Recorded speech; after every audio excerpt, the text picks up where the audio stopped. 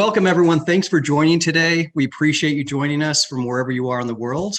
My name is Alan Peck, and I'll be guiding the discussion today, which we hope will be delivering some unique insights and also some value to business leaders seeking to transition into ownership of businesses through the experience of two very highly successful entrepreneurs. While we're broadcasting out to you today, we certainly encourage an active conversation. Please utilize the chat feature here to ask questions, but also if you've got pearls of your own to share that others would benefit from, then please also share those as the conversation progresses. Franchise Strong is the title of our broadcast today, and as well as a keystone to our first panelist mission. Please allow me to introduce Alesia Visconti, President and CEO of Franserv. Alicia has over 20 years of experience serving as a C-level executive for both domestic and international companies and service industries. In each of her executive leadership roles, Alicia was responsible for driving organizational development and led each company to operate at its peak levels of performance. After learning about and subsequently becoming passionate about the franchise industry in 2014, Alicia became a Franserv consultant. Her vast experience in driving organizational success, orchestrating innovative programs, and leveraging partner relations served as the perfect foundation to further expand Franserv as she took on the role of president in 2016 and CEO in 2018. As the driving force behind Franserv, Alicia never loses sight of her mission to help others achieve their dreams of business ownership through franchising. To that end, she has dedicated Franserv to training and supporting the industry's best franchise consultants. Alicia, welcome, and thank you so much for joining us today. Well, thank you, Alan, and thank you, Jayesh. It's a pleasure to be on the show today, truly. Thank you so much. Excellent, great. Franchise Strong is the title of our broadcast today, and through the lens of a rapidly growing franchisor is what our second panelist has passion for. Jayesh Kasim is the co-founder of Valenta BPO. Initially starting his professional life as an engineer based in Queensland, Jayesh soon decided to follow his true passion into financial services. His strong belief that quality and holistic finance advice should be accessible to every Australian and small business led him to build and grow several national award-winning franchise services businesses throughout Queensland.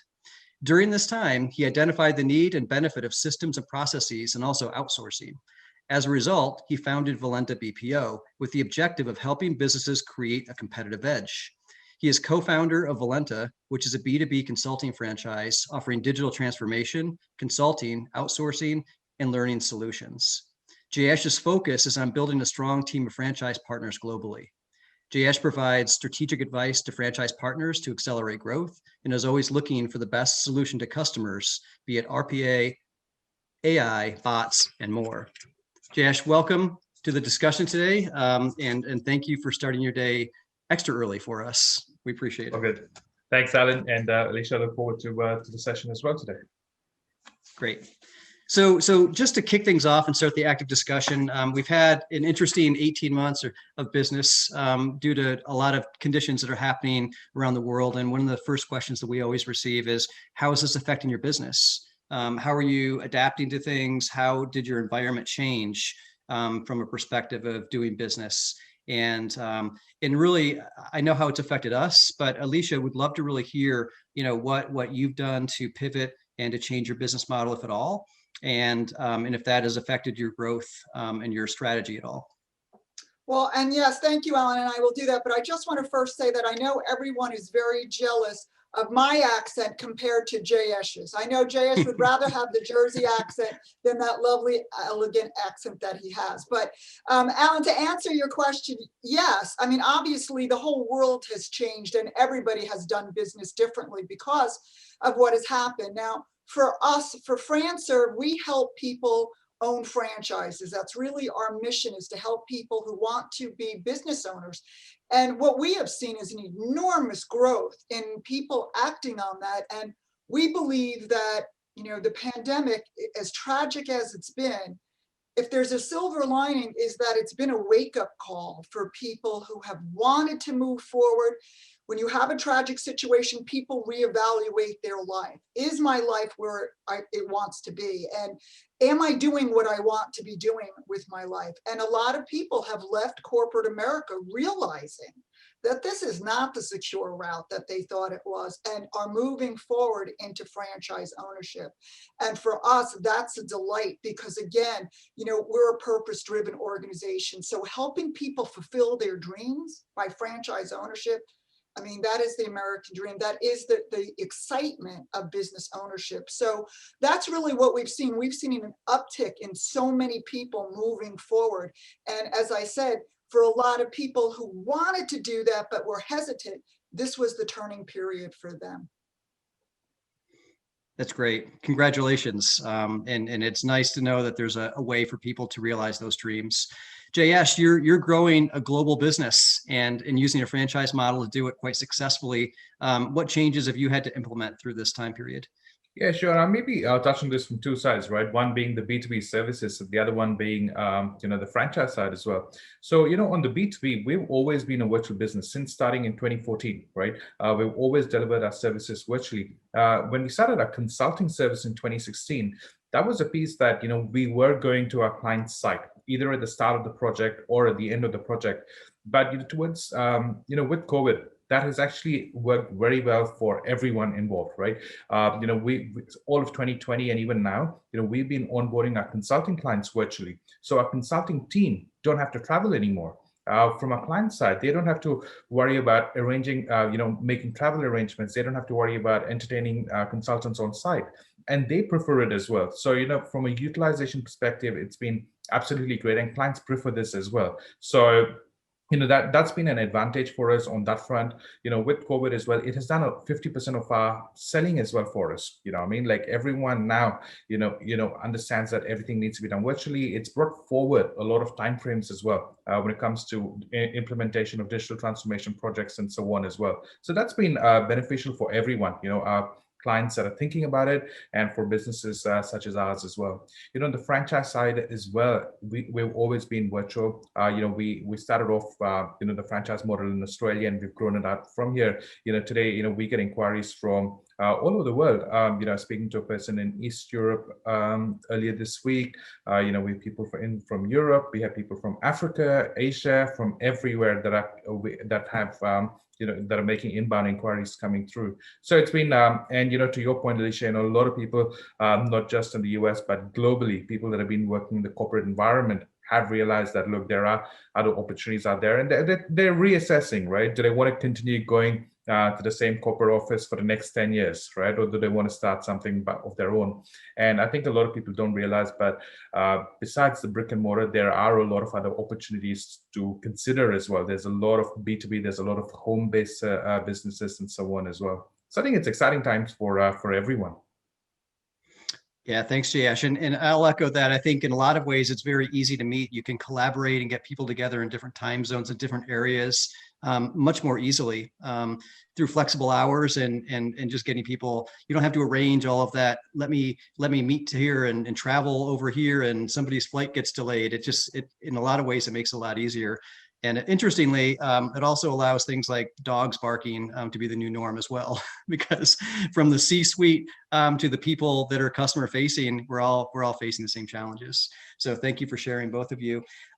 Hey, so one of the things we wanted to talk about is really, we always get this question, Alicia, you probably get this more than we do because you're handling inquiries at an earlier stage, but can you maybe share what some of the advantages are that you talk to potential candidates about with going into a franchise model versus starting their own business up from scratch, if you will? Oh, sure. And that, Alan, that's definitely a question we get all the time, right? Why do I want a franchise? Why can't I just do this myself, right? Why can't I just open my business? And the answer is, of course you can, but the question becomes, the success rate, right? So it's not that you can't do it, obviously, but, one of the reasons that franchises are so successful is because that's what they do. They have spent a great deal of time, money, research in putting out a model that is duplicatable by the average person. So, small things, I say small, but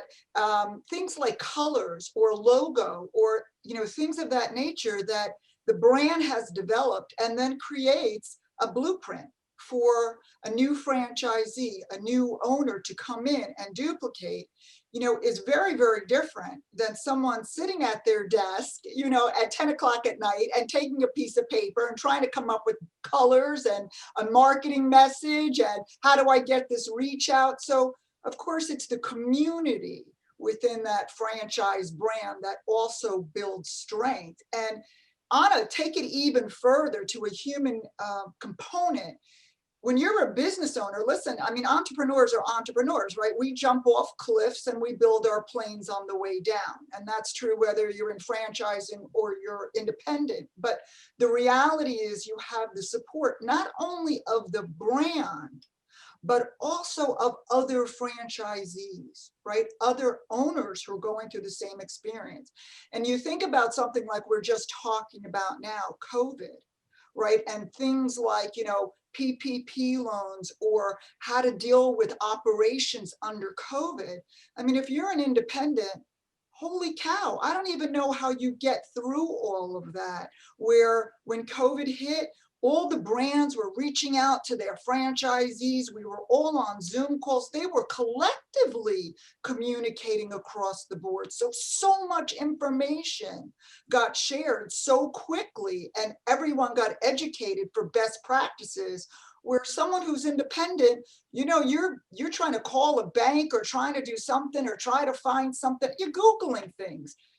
The reason why I love Franchise Strong is what we call the Fran family, right? It is the franchise community that comes together in strong times and in harder times to come together to move the model forward, to help people continue a success. And, with Franserv, we are the largest franchise consulting organization. So we talk to a lot of brands, we talk to a lot of franchisees, we talk to a lot of people who are looking at franchising. And the reason we do that is because what we just said at the beginning. Sure, anyone can go in business. Do you want to be successful? Then you got to look at a franchise model. It might not be right for you. It might not, because it's not right for everyone, but you got to at least look at it. Great advice, Alicia. Thank you. Jayesh, you've been working very diligently to build your brand and build your business over the last 7 years. If someone came to you with a value proposition question, how would you answer that in terms of what you provide and what you built to support your businesses?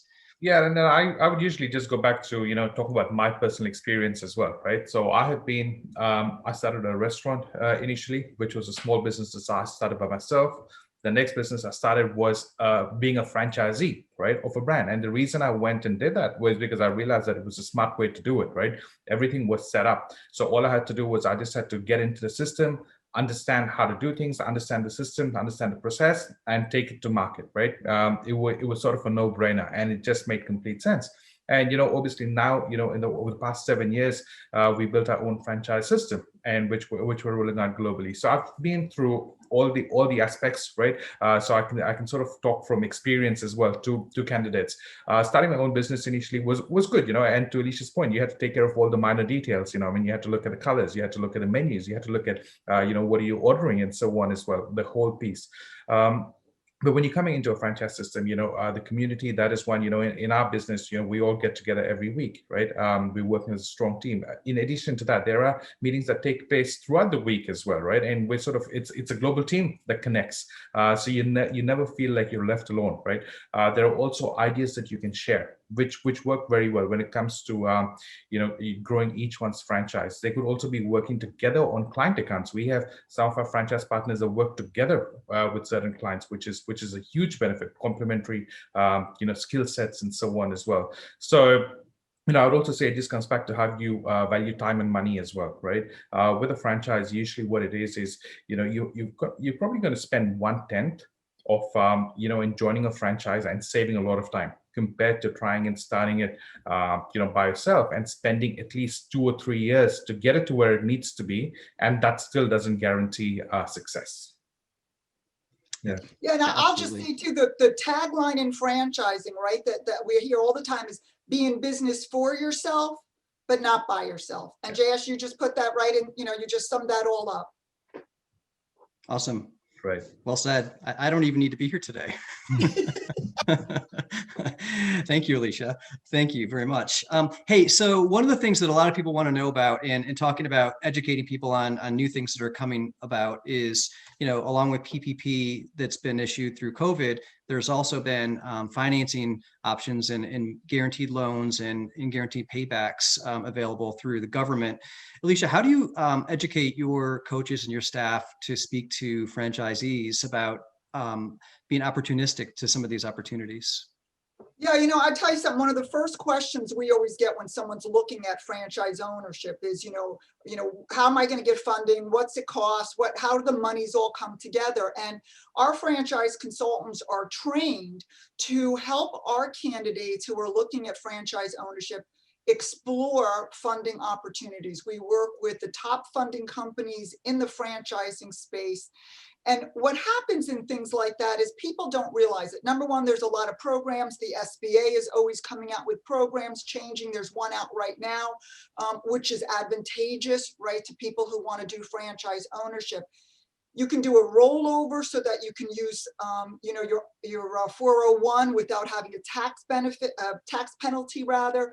So the funding companies are very, very savvy to what's happening in the franchise. And it's why we like to refer our candidates to funding people who work specifically with franchises, because they know the brands, they know the requirements, but also many funding lenders will look much more favorably upon a franchise than an independent business operator. And again, it's what we just talked about. The success of the brand, the fact that it's a franchise, where if I'm going in, and I've done this early in my career, like Jayesh, where I was an independent owner and then, learned about the world of franchise and said, I'm always staying on this side of the coin, right? But people don't realize that there are programs for owning a franchise, or there are lenders who will look much more favorably to get funding than if you're just an independent business owner. So again, when you step into the world of franchise ownership, there's so many things that are at your fingertips that you might not be aware of. And there are consultants, there's no charge for them to work with the candidates. So we're a plethora of education for people who are looking to own a franchise. And of course, we have people who come into us like I did to become a franchise consultant. My dream job was helping other people find their dream job. So again, the world of franchising is huge and exciting. Yeah, great. And Jayesh, have you noticed any conversations that are happening differently with candidates and with people who are, buying franchises in the Valenta model as well? Yeah, look, in our model, just because of the way the price point is and so on as well, we probably get this inquiry about 20% of the time, in terms of talking about our finance opportunities and so on as well. And, we do have, people that we can refer them on to that can very well assist them. There are different strategies for different people, right? The rollover has been used a couple of times in our model. So that's definitely one. And those options do exist in different parts of the world as well. So that's what we have seen being used the most common. But as I said, in our model, it's about 20% of the time it does come up. And I think in a B2B, talking specifically to B2B, you usually would not have a lot of need for that as well. Yep. Yeah, I've seen the same as well, Jayesh. And just to add to that, I would say that, a lot of the franchise brokers, Alicia and your team do a great job. But that's one of the benefits that you bring to people as well, that they really have a much more difficult time discovering is really understanding what their options are and some of the programs that you share with them. The other thing I would just say for those maybe listening today is, do this earlier in the process. If one thing COVID has done, it's slowed things down a little bit. So all these opportunities are definitely available. They just may take a little longer. So maybe, have the conversations with your banks or some of the other agencies, or certainly with the SBA earlier, so that you can get things understood and understand what needs to happen so the processing can be expedited. Excellent. Well, good. Alan, I'll also say, just to your point, 100% about the timing. I just want to emphasize that, because again, it also helps you to fulfill your dreams on your own timetable that you're expecting it. Otherwise, as you said, you can set yourself up for a delay, and then there's that disappointment. Yeah. Time Yeah, is for critical. sure. Yeah. Thank you. Hey, let's maybe switch over to Alicia, your people, right? Your brands, and talk about how they're changing their business models a little bit. So, in your experience and listening to several hundred brands that your company represents, what's the common theme between all of them in terms of what they feel they need to do to transform themselves to come out of this business in a different way, to thrive, even more so than their competition would be? Yeah, I tell you something, it's been very interesting to watch this. Many brands who were not at all, working virtually, never understood, the benefit of some of the technology. The ones who have done very well and who will continue to do well are ones who are nimble, ones who are flexible, ones who said, I don't know what Zoom is, but we'll figure it out, right? People who move to certainly at some time just virtual for discovery days, or a hybrid. Now we see sometimes a hybrid, companies who move to virtual training. So while we sincerely hope that a pandemic is truly once in 100 or more years, businesses who adapted and who changed and transformed their ways, who move forward, what we talked about, jumping off the cliff and building our plane on the way down, are the ones who not only thrive now, but also learn to communicate differently with their franchisees. As you said, Alan, things are less formal, right? We're all in each other's homes, living rooms. We've got pets, kids. It's opened up the world of not being so standoffish. And I think that the brands who embrace that and who don't try to stay old school will have that tighter community and that loyalty going forward. And the biggest thing that we've seen is, where does the leadership stand on that, right? How does the leadership, because of course, everybody looks to who's steering the ship. And we've seen that in brands that wanted to, hold off on that. That's not what we do. I don't want to embrace it. It'll just die down in another day or two. We'll just stick to. They got a hit, right? You look at even things like food restaurants, food services that sometimes took it. What did they do? They started doing delivery. They promoted their drive-throughs. I mean, they did things to adapt, and that's why we're seeing things changing around now. People do adapt, and they are flexible. And come on, business responds to that in a very positive way. So I think those are the things. We're thank God we're moving forward, but there's always challenges in business. There's always something, right? 2008, 2009, we had financial. Here in the United States, we had 9/11. You're always having something. You have to just keep moving forward and adapt to it and have the mindset that, eye on the prize, right? Whatever the obstacle is, we're a team, we move forward, eye on the prize. And I think that's really what we're seeing now. Yeah, so it doesn't seem different in the franchise model than it does in real life. It's adapt or die, right? Or adapt and thrive, however you want to look at it. Jayesh, I mean, specifically with your business, I mean, a lot of what you do is digital transformation, and also staffing, and there's a lot of things that have changed in this environment. Also, maybe talk to how corporations have changed their time horizons to transform in this environment as well. Yeah, absolutely. And, I think it's always important for, corporations to look at it, or, every 3 years, or every 5 years, right? Depending on what, the size of the organization and so on as well. And this process is usually start off with, reviewing the process, right? Making sure it is the most current, most up to date, what the market needs. The second one is making sure they're using the right technology as well, right? There's no point of implementing new technology if you haven't reviewed the processes first, right? And then lastly, it is also then making sure that you've got the staff aligned, you've got the team aligned, and so on as well. Now, moving forward, it's got to be a hybrid environment. They do need to be certain roles that should be, made virtual, work from home and so on as well, or just have a global team. It doesn't matter where they're based.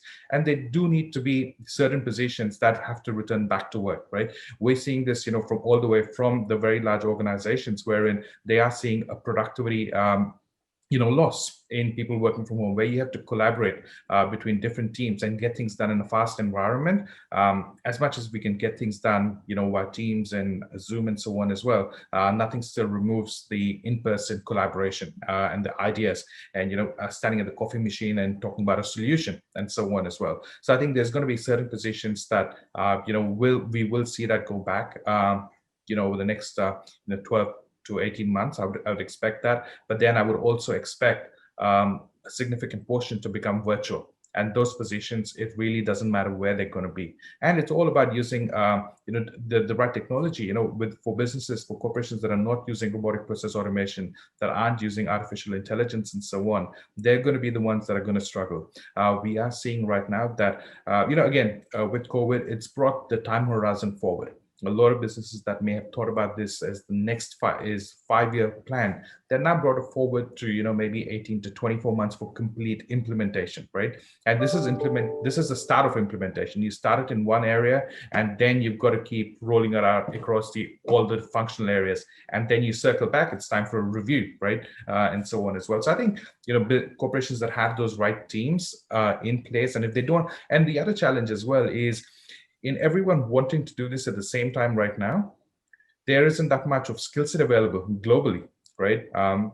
And that does affect the success rate as well. So I think corporations have to think about how they embark on this journey, whether they do it in-house or whether they work with third-party businesses or with vendors that actually have the domain expertise and know how to pull it off for them. So there's a fair bit going on, but I would say, while people do this during events such as the GFC and now during COVID and so on, I think this has to be for a successful business every 3 to 5 years anyway. Yeah, great. Yeah, thanks for sharing your thoughts on that, Jayesh. Hey, before we get to questions, just wanted to remind those listening or viewing today, the chat is open, so please share any questions you have. I do have one question that came in before the meeting to ask Alicia about, actually, but we'll hold off on that. But maybe go to a little bit of a different topic in terms of just having conversations recently. Somebody asked me, and I've got some thoughts on it, but I'd love to hear yours.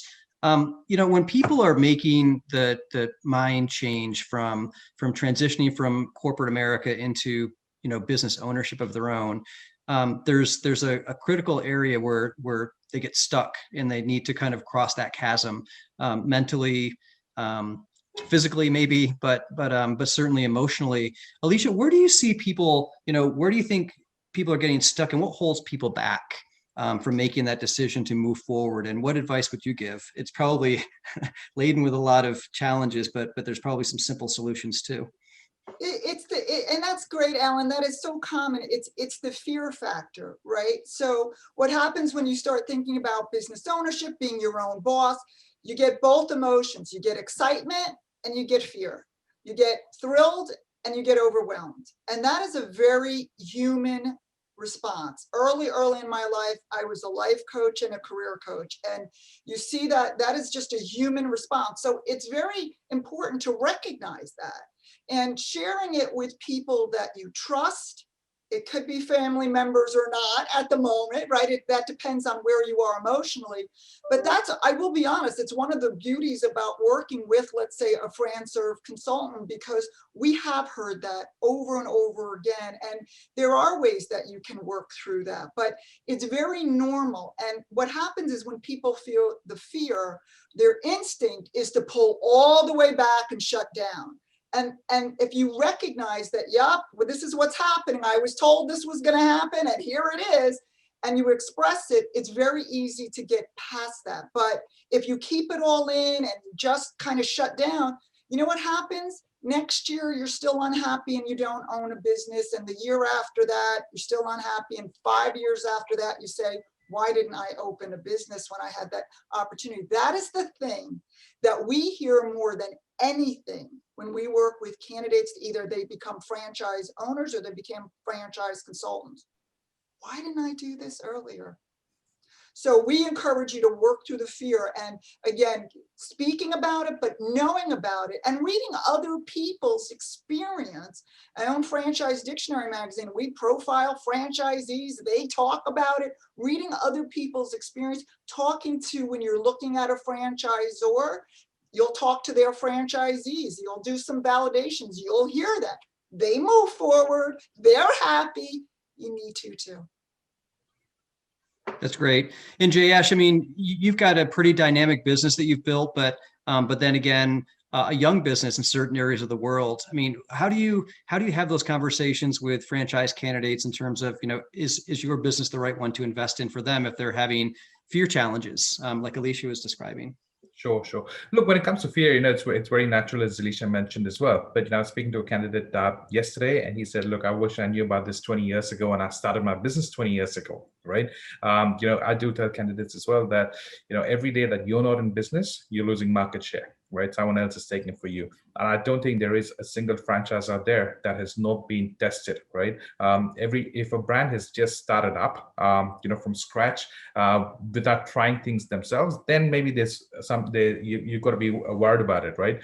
But if a brand has started off initially delivering their own services or having their own outlets, made it successful, then you've already got a track record there before they become a franchise. So I think that's one key aspect to look at, right? Have they done it before, or are they just giving us a recipe to do it? Right? If they have done it before and it's worked for them, then you're in safe hands because you know that it's been proven, it's been tested, and all you've got to do is understand it, and then it's just going to come back to smart activity, right? There you go. And from there, as long as you put in the right activity, the right amount of time, be smart about it, collaborate with people within your network, you will be successful. There's no two ways about that. Yeah, totally agree. So we've got a question from Kevin, and it's saying hello to Jayesh and Alicia. Question for Jayesh: has COVID affected his targeted growth sectors globally? What is his largest growth geographical area this year? Sure. So, the largest growth area we look at is North America, especially in the US, right? So, obviously, things are ramping up over there. COVID, while it has had a little bit of an effect, it hasn't been as significant as areas in Europe, right? Where they've had a lot of issues with lockdowns and so on as well. So, especially with Spain, for example, I know speaking to some of the businesses over there and so on, they're just holding off because they don't know what the next week is going to look like, what I mean, and so on as well. So there's a lot of uncertainty in those parts of the world, I'd say in Europe right now. But I think they will come out of it towards the second half of this year. But in the US, I think this year is going to be the biggest growth area for us. Great. Thanks, Jayesh. Alicia, question for you that was sent in before the meeting began. So as a business leader, how are you helping to identify and develop the next generation of female leaders? Oh, I love this question. Whoever wrote that, thank you so much. That's a great question. The truth is, when I first came into franchising, there weren't a lot of women in franchising in the whole space. Over time, I have seen that grow and develop, and I can't tell you how exciting that is for me as a woman, as a business owner, as a CEO. So yes to the girl power, right? But I am on the International Franchise Association, the IFA. I am on their diversity board, and their diversity board encompasses everything from ethnic to women, veterans, pride. So all of that we're seeing. The way that I do that is I work a great deal in speaking engagements, in things like this for women's associations. I work with colleges in terms of helping women understand, and young women, that yes, it's all open to them, go for it, and there's a great deal of support. So thank you so much for that question. And I just, I respect all the men, but girls, go for it, man, go for it. Great question. I'm a little passionate about it. Well, I'm a girl dad, so I can echo that, Alicia. Awesome. Hey, it's just we've also got in chat a shout out to Kevin Rogers, one of your franchise consultants, to say thank you for being instrumental in guiding him through the process of actually becoming a Valenta franchise owner. So so the circle of life amongst the people on the call today. So another challenge, another question. Yeah, just sharing further out. I've been here for 3 months now and had a great experience. It's not something I would have done on my own. So thank you for helping ensure that franchising is the way to go. So great. Excellent. So I think we've covered some of our time commitments and covered a lot of ground today. To summarize things, I heard a lot about collaboration, having a support network, having a lot of people in a franchise family to learn from and to fall back on and be your Sherpas through business and life. And a lot of common themes, both from you, Alicia, from your perspective, and Jayesh, from your experience as well. So I think there's a lot of great pearls that we pulled out of today that people will grow from. And we look forward to continuing these meetings and welcome everyone who's participating in the call and viewing this afterwards to please reach out to us afterwards. We'd love to have communication and further conversations individually with you. And we're going to share our insights and continue to share our insights as the year progresses as well. So in closing, I just wanted to thank Alicia, you for joining the call and sharing your time and your wisdom with us. It's really great to have your experience. And Jayesh, similarly, it's great to share from your experience as well. And and congratulations on your commercial success. So any parting words, Alicia, on your end that you'd like to share with the group that's joined us? I just wish everyone a fantastic day. Excellent. Jayesh? Yeah, look, I just say that, we're already in March, so time's ticking. Don't wait for that extra day to go past, right? Make decisions and grab your market share, right? Great. So again, we'd like to thank you all for sharing your time with us today and look forward to the opportunity to continue this discussion with you sometime soon. Thank you very much.